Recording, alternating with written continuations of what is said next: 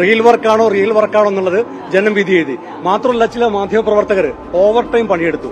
അവർക്ക് കൂടിയുള്ള മുഖമടച്ച്, ഞാൻ ഏഷ്യാനെറ്റിനെ കുറിച്ചല്ല പറയുന്നത്, പക്ഷേ ചിലർ, അവർക്ക് ആ പേര് പറയേണ്ട ആവശ്യമില്ല, ആളുകൾക്ക് മനസ്സിലാവും, അവർക്കുള്ള മുഖമടച്ചുള്ള മറുപടി കൂടിയാണ് നിലമ്പൂരിലെ വോട്ടർമാർ.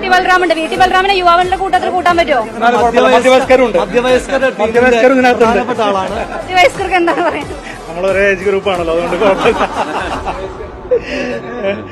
ഇതില് എല്ലാ വിഭാഗം ജനങ്ങളും ചെറുപ്പത്തിലേക്കുള്ള ഒരു മധ്യവയസ്കന്റെ നുഴഞ്ഞുകയറ്റമാണ് ഇവിടെ കണ്ടുകൊണ്ടിരിക്കുന്നത്. ജൂനിയേഴ്സ് ഉണ്ടായിരിക്കും. ഇത് എല്ലാ ഏജ് ഗ്രൂപ്പിൽപ്പെട്ട ആളുകൾ, എല്ലാ ജനവിഭാഗങ്ങളുടെയും പ്രതിനിധികൾ ആവേശത്തോടു കൂടി നടത്തിയ ഒരു ജനാധിപത്യത്തിന്റെ ഉത്സവ കാഴ്ചയാണ് നമ്മൾ കണ്ടത്. ഞങ്ങൾ ഇതിന്റെ തുടക്കം തൊട്ട് തന്നെ പറഞ്ഞിരുന്നു, ഇത് കഴിഞ്ഞ 9 വർഷത്തെ ജനങ്ങളുടെ ജീവിത യാഥാർത്ഥ്യങ്ങൾ ഇവിടെ ജനങ്ങളുടെ മുമ്പിലുണ്ട്. അതിനെ മറികടക്കാൻ PR വർക്കുകൾക്ക് കഴിയില്ല, അല്ലെങ്കിൽ വാടകയ്ക്കെടുത്ത സാംസ്കാരിക തൊഴിലാളികളുടെ എൻഡോഴ്സ്മെന്റുകൾക്ക് കഴിയില്ല.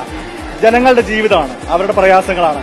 അതുകൊണ്ട് തന്നെ ജനങ്ങൾ ആവേശത്തോടുകൂടി ഈ ഗവൺമെന്റിനെതിരായിട്ടുള്ള തങ്ങളുടെ പ്രതിഷേധം രേഖപ്പെടുത്തിയതാണ്.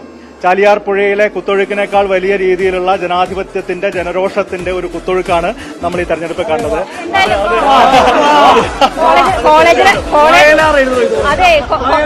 കോളേജിലെ പഴയ കവിയാണ്.